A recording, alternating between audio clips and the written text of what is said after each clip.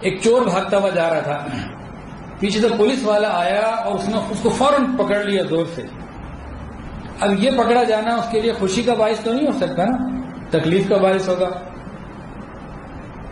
اسی طرح ایک اور آدمی جا رہا تھا، اس کو پرانا کوئی دوست نظر آیا، اپنا بڑا محبوب پیارا، اس کو گیا اور خوب زور سے اس نے گلے لگا کے اس کو بھینچ لیا، بڑی زور سے اس کو دبایا.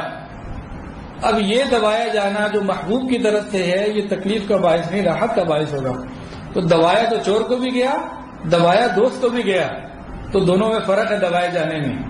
تو زختہ قبر دشمنوں کو پیش آئے گا اس چور کی مانند جس کو کسی پولیس والے نے پکڑ لیا ہو، اور جو مومنین ہوں گے، اللہ کے راستے میں دین کی محنت کرنے والے ہوں گے، اللہ سے محبت کرنے والے ہوں گے، زختہ قبر تو ان کو بھی پیش آئے گا لیکن محبوب کے دبانے کی مانند پیش آئے گا.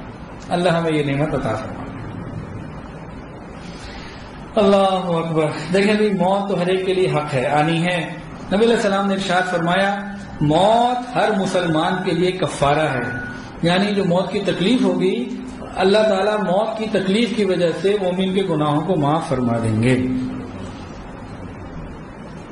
اللہ جل جلالہ نے ارشاد فرمایا میرا جو بندہ بھی میری راہ میں جہاد کرنے کے لیے نکلتا ہے صرف میری خوشنودی کے لیے تو میں ضمانت دیتا ہوں اس بات کی کہ اجر اور غنیمت کے ساتھ میں اس کو واپس لوٹاؤں، اور اگر اس کی روح کو قبض کر لوں تو اس کی مغفرت کروں، اس پر رحم کروں اور اس کو جنت عطا کروں.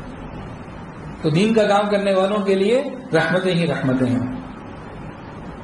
نبی علیہ السلام نے ارشاد فرمایا کہ شہید کے جسم سے خون کا پہلا قطرہ زمین پر گرتے ہی اس کی مغفرت کر دی جاتی ہے اور حوروں سے اس کا نکاح کر دیا جاتا ہے، اور 70 گناہ گاروں کے حق میں اس کی شفاعت کو قبول کیا جائے گا.